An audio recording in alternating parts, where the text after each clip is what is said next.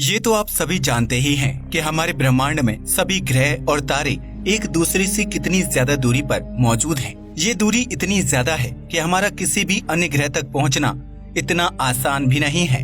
आज तक हमारे सौरमंडल में भी इंसान सभी ग्रहों तक नहीं पहुंच पाया है।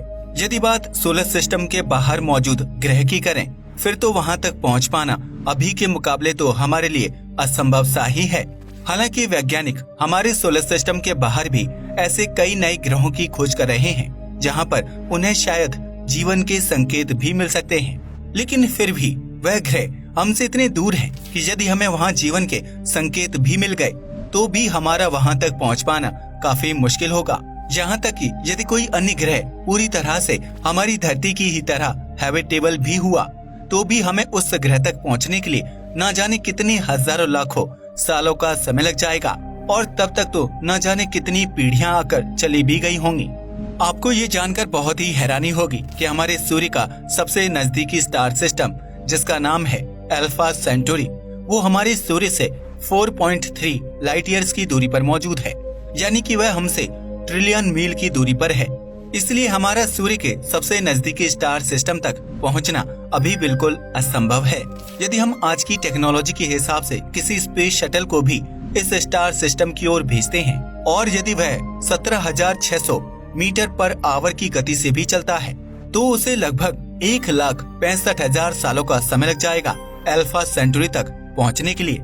यदि इस स्टार सिस्टम तक हम वॉयेजर स्पेसक्राफ्ट को भी भेजते हैं, यानी वॉयेजर 1 और वॉयेजर 2 को, जिन्हें साल 1977 में लॉन्च किया गया था और जो सोलर सिस्टम से हर वर्ष दूर जा रहे हैं, तब भी उन्हें कई हजार सालों का समय लग जाएगा अल्फा सेंटुरी तक पहुंचने के लिए। न केवल इतना ही, बल्कि किसी भी स्पेसक्राफ्ट को समय के साथ साथ काफी ज्यादा फ्यूल की भी जरूरत होगी इतनी ज्यादा दूरी तक पहुंचने के लिए। इसलिए इतना ज्यादा फ्यूल भी किसी स्पेसक्राफ्ट के लिए तैयार रखना काफी मुश्किल हो सकता है। लेकिन यदि हम किसी प्रकार से स्पीड ऑफ लाइट या उससे भी तेज गति से चलें, तब शायद हम सूर्य के इस सबसे नजदीकी स्टार सिस्टम तक काफी जल्दी पहुंच सकते हैं। हालांकि हमारी टेक्नोलॉजी को अभी स्पीड ऑफ लाइट जितनी तेजी से चलने के लिए काफी विकसित होना बाकी है।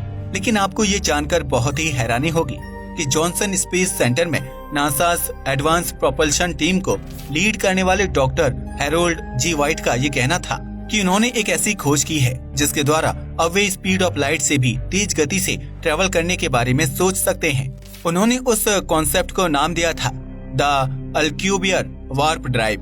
दरअसल यह कॉन्सेप्ट एक मैक्सिकन फिजिसिस्ट के अध्ययनों के मुताबिक था, जिनका नाम था मिगेल अल्क्यूबियर। उन्होंने साल 1994 में ये सजेस्ट किया था कि यदि हम स्पीड ऑफ लाइट से भी तेज ट्रेवल करना चाहते हैं, तब उसे संभव करने के लिए हमें स्पेस टाइम डिस्टॉर्शन करना होगा। इसलिए मिगेल अल्क्यूबियर के इसी कॉन्सेप्ट पर जब डॉक्टर हैरोल्ड जी वाइट ने गहरे अध्ययन किए, तब जून 2014 में उन्होंने कुछ ऐसी इमेजेस जारी की जिसमें यह डिपेक्ट किया गया था कि किस प्रकार एक स्पेसशिप को, जो कि स्पीड ऑफ लाइट से भी ज्यादा तेजी से चल सकती है, आखिर वह कैसी दिखती होगी। लेकिन इस पर कुछ वैज्ञानिक ये भी कहते हैं कि यदि किसी तरह वार्प ड्राइव संभव हो सका तो इसमें जो सबसे बड़ी मुश्किल आएगी वो होगी एनर्जी की, क्योंकि इस तरह के किसी भी सिस्टम के लिए काफी ज्यादा ऊर्जा की भी आवश्यकता होती है। आप इसे आसान भाषा में ऐसे समझ लीजिए कि इस वार्प ड्राइव में स्पेसक्राफ्ट तेजी से तो चलेगा ही, बल्कि वो अपने सामने वाले स्पेस को भी लगातार और काफी तेजी से कॉन्ट्रैक्ट करता रहेगा। साथ ही अपने पीछे के स्पेस को लगातार और काफी तेजी से एक्सपेंड भी करता रहेगा। इसकी वजह से ही उसकी गति स्पीड ऑफ लाइट से तेज हो सकती है। यानी कि इस तरह के सिस्टम में किसी ऑब्जेक्ट के आसपास के स्पेस को इस तरह से शिफ्ट कर दिया जाता है कि वह अपनी मंजिल तक काफी जल्दी पहुंच सकता है। अब आपने भी ये अनुमान लगा ही लिया होगा कि आखिर इस तरह की टेक्नोलॉजी के लिए कितनी ज्यादा ऊर्जा की आवश्यकता होगी। यही कारण है कि क्यों हमारे वैज्ञानिकों का ऐसा मानना है कि हमारी आज की टेक्नोलॉजी के हिसाब से इस तरह की वार्प ड्राइव बिल्कुल भी संभव नहीं हो सकती है। लेकिन आपको ये जानकर बहुत ही हैरानी होगी कि इस तरह की अल्क्यूबियर वार्प ड्राइव यदि संभव हो जाती है तो फिर हमें शायद अल्फा सेंटुरी तक पहुंचने के लिए हजारों सालों का समय नहीं लगेगा, बल्कि केवल कुछ ही दिनों का समय लगेगा। अब इससे आप इसकी तेजी का भी अंदाजा जरूर लगा पाए होंगे। हालांकि अल्क्यूबियर वार्प ड्राइव के अलावा भी काफी ज्यादा अल्टरनेटिव प्रोपल्शन मेथड्स हमारे वैज्ञानिकों द्वारा बताए जाते हैं, जिसमें से एंटीमैटर इंजन्स भी एक है। दरअसल इस तरह की तकनीकी में किसी भी स्पेसक्राफ्ट में यदि फ्यूल के तौर पर एंटीमैटर का इस्तेमाल किया जाए तो भी वे स्पेसक्राफ्ट काफी ज्यादा तेज गति से चल सकता है, यहाँ तक कि वे लगभग स्पीड ऑफ लाइट जितना भी तेज हो सकता है। एंटीमैटर को भी आप आसान भाषा में इस प्रकार समझ लीजिए कि यह मैटर ही होता है, लेकिन इसका चार्ज मैटर से अपोजिट होता है। यानी कि यदि इलेक्ट्रॉन्स मैटर है तो उसका एंटीमैटर होगा पॉजिट्रॉन्स। पॉजिट्रॉन्स का मास और लाइफ स्पैन बिल्कुल इलेक्ट्रॉन जैसा ही होगा, बस फर्क इतना है कि इलेक्ट्रॉन्स का चार्ज नेगेटिव होता है लेकिन पॉजिट्रॉन्स का चार्ज पॉजिटिव होता है। यहाँ आपका ये जानना भी जरूरी है कि यह पॉजिट्रॉन्स प्रोटॉन्स नहीं है। प्रोटॉन्स भी इलेक्ट्रॉन की तरह ही मैटर होते हैं, लेकिन उनका भी अपना एक एंटीमैटर होता है जिसे एंटी प्रोटॉन्स कहा जाता है।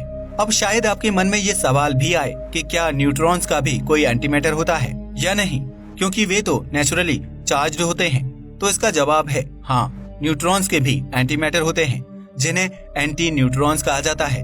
वैज्ञानिकों का अनुमान है कि जब हमारे यूनिवर्स का जन्म हुआ था तो बिग बैंग के समय हमारे यूनिवर्स में बराबर मात्रा में मैटर और एंटीमैटर का निर्माण हुआ था, लेकिन उसके बाद कुछ ऐसी घटनाएं हुई जिसके चलते हमारे यूनिवर्स में केवल मैटर ही बचा रह गया और सारा एंटीमैटर कहीं गायब सा हो गया, जिसके बारे में आज भी वैज्ञानिक जान नहीं पाए हैं। आपको ये जानकर बहुत ही हैरानी होगी कि यदि यह एंटीमैटर काफी कम मात्रा में भी मैटर से टकराए तो भी ये काफी बड़ा एक्सप्लोजन कर सकता है, जो कि किसी न्यूक्लियर ब्लास्ट जैसा भी हो सकता है या फिर उससे भी बड़ा और खतरनाक हो सकता है।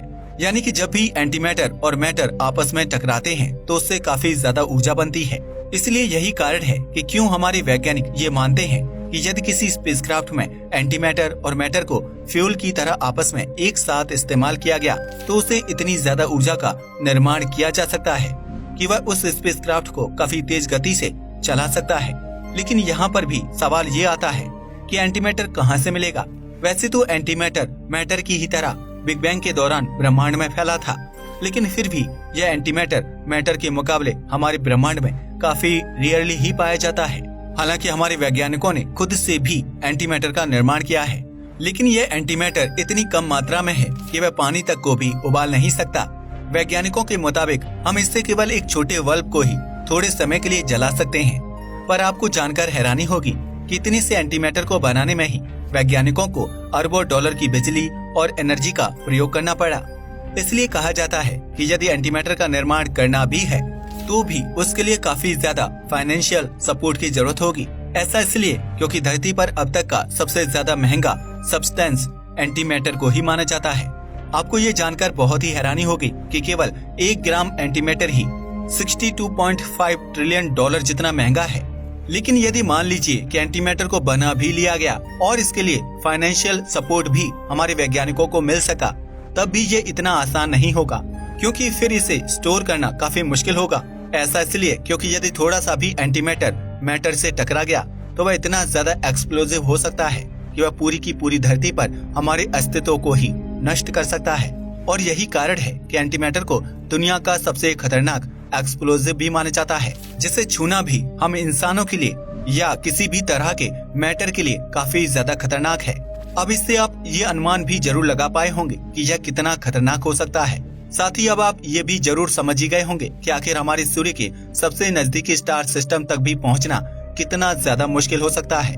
इसलिए यदि हमें किसी अन्य ग्रह पर भी जाना पड़े तब तो हमें और भी ज्यादा कठिनाइयों का सामना करना होगा। पर अगर हम भविष्य में इन ग्रहों तक पहुंच सके तो हम इंसानों के लिए यह काफी बड़ी बात होगी, क्योंकि अब हम इंसान अपनी सभ्यता को हमारी गैलेक्सी में मौजूद दूसरे पृथ्वी की तरह के एक्सोप्लैनेट पर बसा सकेंगे। पर यह काफी आगे की बात है। जब हम यह करने लायक होंगे तो शायद उस समय हम इंसान टाइप 2 या टाइप 3 सिविलाइजेशन होंगे, जो कि इस यूनिवर्स की सबसे ताकतवर सिविलाइजेशंस में से एक होगी, जिसका एंटीमैटर और हमारे यूनिवर्स के स्टार्स पर भी कंट्रोल होगा। टाइप 2 या टाइप 3 सभ्यता बन जाने के बाद तो हम इंसानों को अंतरिक्ष में दूर के ग्रहों या गैलेक्सियों तक ट्रैवल करने में भी ज्यादा परेशानी नहीं होगी। हम अंतरिक्ष में काफी लंबी दूरी बहुत कम समय में तय कर सकेंगे। पर अभी के लिए तो ये सारी हाइपोथेटिकल थ्योरीज और कॉन्सेप्ट हैं, जिनका आज की रियलिटी से कोई लेना देना नहीं है। आज की सच्चाई तो यही है कि हम अपने पड़ोसी स्टार सिस्टम तक भी ट्रैवल करके नहीं जा सकते। वैसे आपको इस बारे में क्या लगता है? क्या भविष्य में हम अपने पड़ोसी स्टार सिस्टम तक ट्रैवल कर सकते हैं? हमें कमेंट करके जरूर बताइएगा। जय हिंद दोस्तों।